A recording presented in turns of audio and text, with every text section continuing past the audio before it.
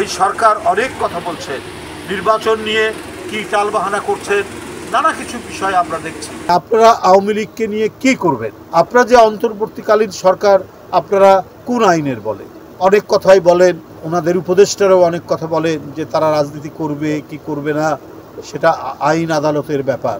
আপনারা যে অন্তর্বর্তীকালীন সরকার, আপনারা কোন আইনের বলে? আপনারা সমস্ত গণতন্ত্রকামী মানুষ আপনাদেরকে সমর্থন দিয়েছেন এই জন্য, কিন্তু কনস্টিটিউশনালি তো আপনি নন, মানে আইনগতভাবে তো ভিত্তি নেই। যারা গণতন্ত্রের জন্য লড়াই করেছে তারা প্রত্যেকে আপনাদের সমর্থন করেছে, আপনারা সেটা চালাচ্ছেন। এখন আওয়ামী লীগের ভবিষ্যৎ কি হবে, আওয়ামী লীগ কীভাবে রাজনীতি করবে, সেটা নির্ধারণ করা দায়িত্ব তো আপনাদের, কারণ প্রশাসন আপনাদের হাতে, অন্য সমস্ত স্টেট মেশিনারি আপনাদের হাতে। তাহলে ওদের যে এই সমস্ত নাশকতাকারী এবং ভয়ঙ্কর সন্ত্রাসী আওয়ামী দোসরদের লোকরা যে ঘাপটি বেড়ে আছে বিভিন্ন তৃণমূলে, বিভিন্ন জায়গায়, বাঁশঝাড়ে থেকে শুরু করে সমাজের মধ্যে নানা জায়গায়, ওদের কাছে তো প্রচুর টাকা আছে। ওদের কাছে পেট্রোল কিনে মানুষের বাড়ি পুড়িয়ে দেওয়ার যে অর্থ, মানুষকে হত্যা করার জন্য যে অস্ত্র লাগে তার অর্থ তাদের কাছে আছে। তো সেইটা দমন করতে আপনাদের কি আইন প্রণয়ন করতে হবে? এই সরকার অনেক কথা বলছেন, নির্বাচন নিয়ে কি টালবাহানা করছেন, নানা কিছু বিষয় আমরা দেখছি।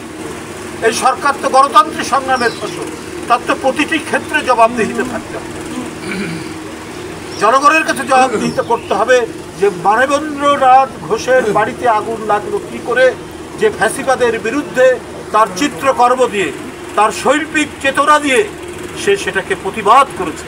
এই অপরাধ এটা হতে পারে না। যাই হোক, আজকে আমি আর কথা বাড়াতে চাই না। আমাদের অনেক নেতৃবৃন্দ আছেন, আপা এখানে উপস্থিত আছেন, তাদের সামনে শুধু আমি এটুকু বলতে চাই, আমি এটার তীব্র নিন্দা এবং প্রতিবাদ জানাচ্ছি। শুধু নয়, অন্তর্বর্তীকালীন সরকার যদি এগুলো দমন করতে না পারেন তাহলে তো জনগণ তারা রুখে দাঁড়াবে, জনগণ কিন্তু প্রতিরোধের জন্য প্রস্তুতি নেবে। কারণ সরকারের দায়িত্ব প্রত্যেকটি মানুষের জীবন এবং মাল নিরাপত্তা বিধান করা। আর যারা গণতন্ত্রের জন্য লড়াকু যে সমস্ত সৈনিক, রাজনৈতিক কর্মী, শিল্পী, কুশলী যারা রয়েছেন, তারা আজকে নিরাপত্তাহীন। তাদের বাড়িঘর পুড়ে যাচ্ছে, ছাই হয়ে যাচ্ছে, ভস্মীভূত হচ্ছে। যেখানে মানবেন্দ্র ঘোষের অনেক শিল্পকর্ম ছিল সেগুলো ভস্মীভূত হয়ে গেছে। এইটা এই সময় আজকে 8 মাস পেরিয়ে গেছে। তারা কি করে উঠি দেয়, তারা কি করে এই ধরনের ভয়ঙ্কর আক্রমণ করে পুড়িয়ে দিতে পারে এটি গ্রামের মধ্যে ঢুকে, এটা আমার মাথায় আসছে।